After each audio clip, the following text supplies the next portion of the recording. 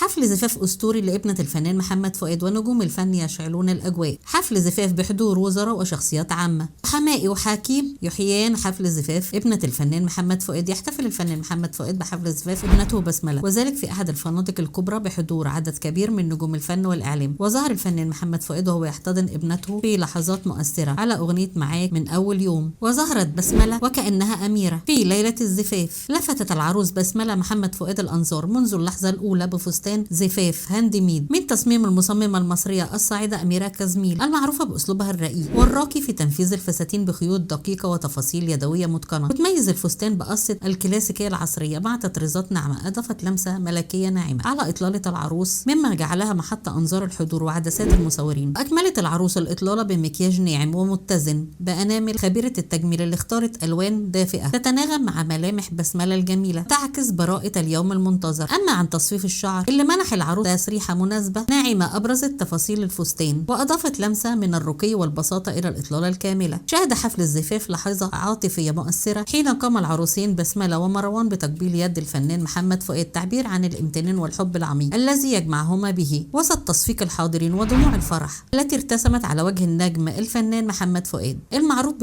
برومانسيته وتعلقه بعائلته، خوفه على ابنته بسملة من العين، فرحتها بها في ليلة زفاف. لقت اللقطة تفاعل واسع عبر مواقع التواصل الاجتماعي. اللقطة عكست القيم الأسرية والمشاعر الإنسانية التي تتسم بها الفنان الجميل محمد فؤاد، حيث أنه شارك جمهوره مقاطع مصورة من حفل زفاف ابنته انهالت عليه التهاني والتمنيات. حياة زوجية سعيدة. لم تمر الليلة دون أن يمتع الفنان محمد فؤاد العريس والعروسة والحضور بصوته، وقام بتقديم مجموعة من أجمل أغانيه الرومانسية. شارك نجوم الفن الفنان محمد فؤاد فرحته بزفاف ابنته بسملة وزوجها مروان في أجواء احتفالية في أحد الفنادق بالقاهرة. وكان أول الحاضرين الفنان هاني رمزي والفنان أحمد جوهر، الفنان محمد لطفي والفنان إيهاب توفيق وزوجته. بدأ الفنان محمد فؤاد بغناء أغنيته الشهيرة أنا بين إيديك، رقصت عليها ابنته بسملة وعريسها مروان، كما أهداها أغنية خاصة باسمها. حضر حفل الزفاف الذي أقيم بأحد الفنادق القاهرة الفنان عصام كاريكا ونجوم الكرة عبد الحميد بسيوني وعبد الظاهر السقا. ظهر في الحفل أيضا كل من وزير الشباب والرياضة الدكتور أشرف صبحي والدكتور إبراهيم صابر محافظ القاهرة ووليد عبد الوهاب رئيس هيئة استاد القاهرة. يعد الفنان